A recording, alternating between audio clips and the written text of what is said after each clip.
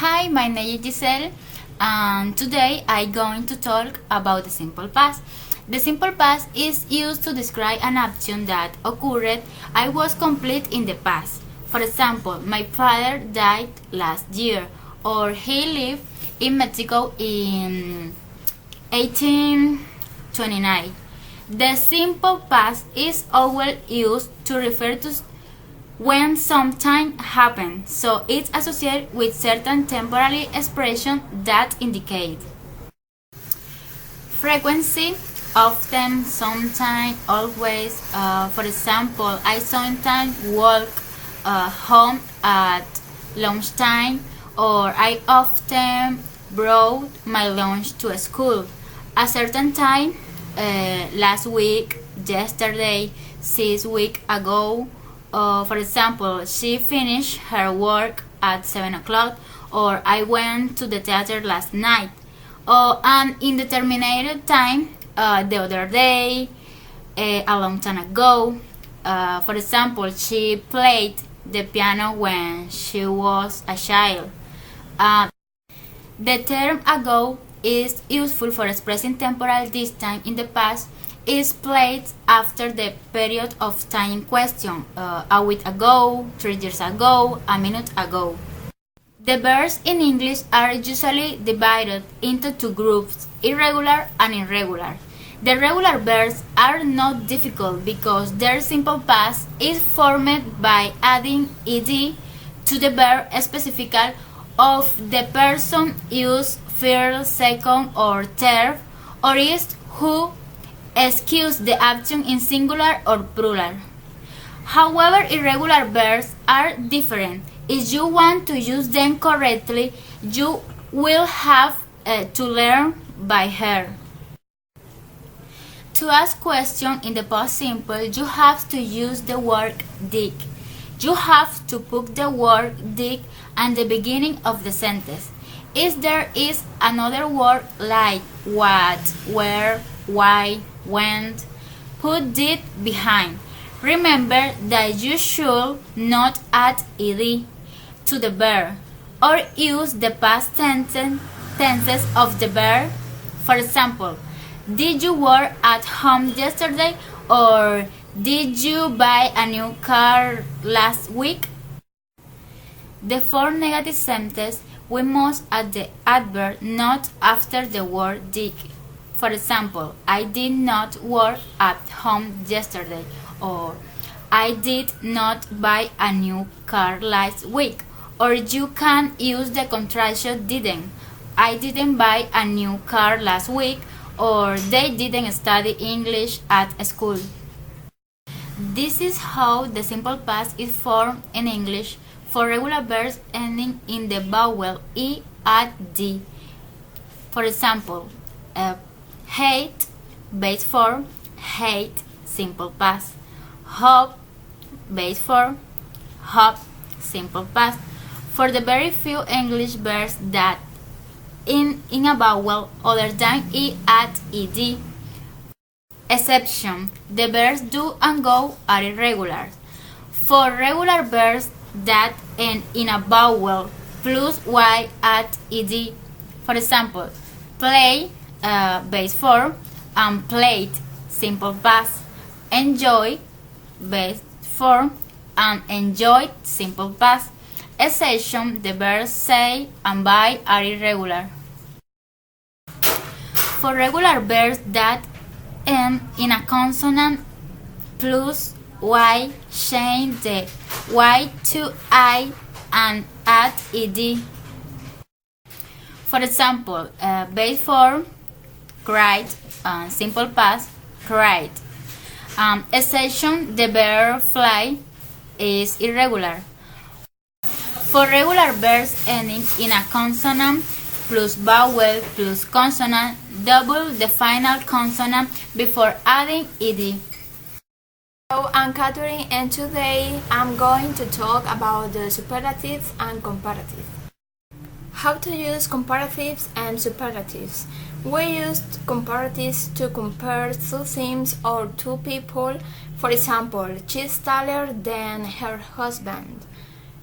Superlatives are used However, to show the difference between more than two things or more than two people. For example, Paris is the biggest city in France. For comparatives and superlatives, you need to know the number of the syllables in the adjective. Syllables are like sound bits. For example, fine contains one syllable, but finding contains two, find and ang. The rules to form comparatives and superlatives is number 1. One syllable adjectives ending in a silent E. For example, nice. In comparatives, add er. The rules to form comparatives and superlatives is number 1. One syllable adjectives ending in a silent E. For example, nice. In comparatives, add r. Is nicer. In superlatives, add st. Is nicest. Number 2. One syllable adjectives ending in one vowel and one consonant. For example, big.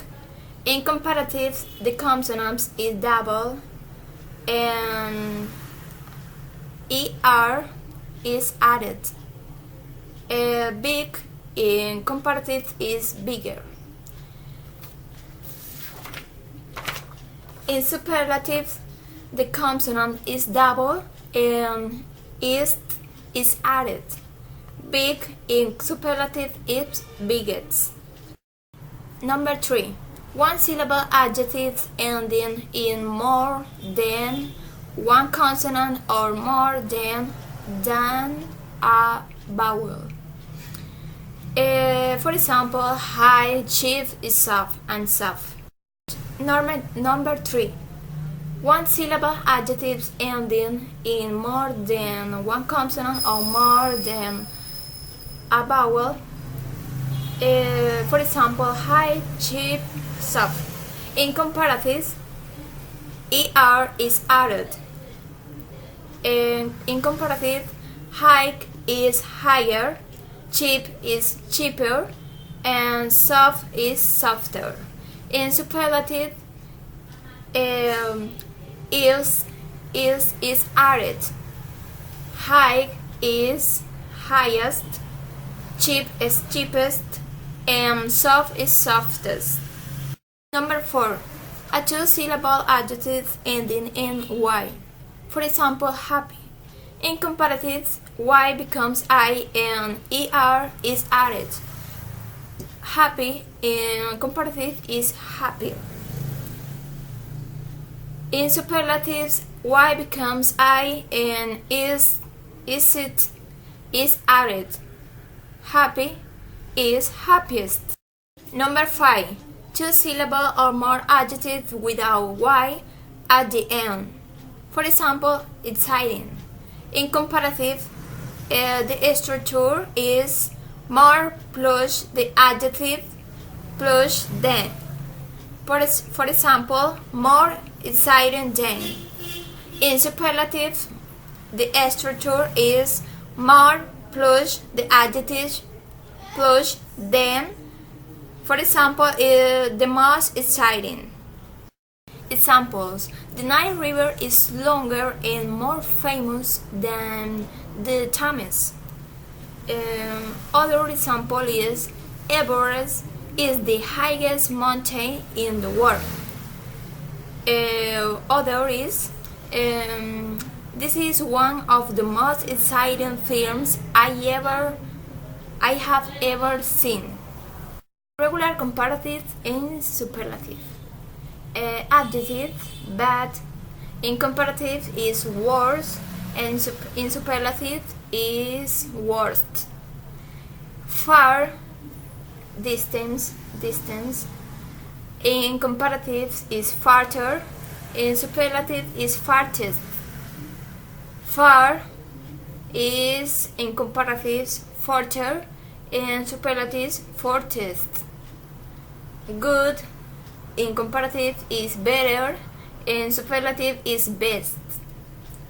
Little in comparative is less, in superlative is less. Money in comparative is more, in superlative is most. Much in comparative is more, in superlative is most. Similarities. To express similarities, use the following structure: as plus adjective plus as. For example, Mike is as intelligent as Nancy. Thank you so much for watching our video.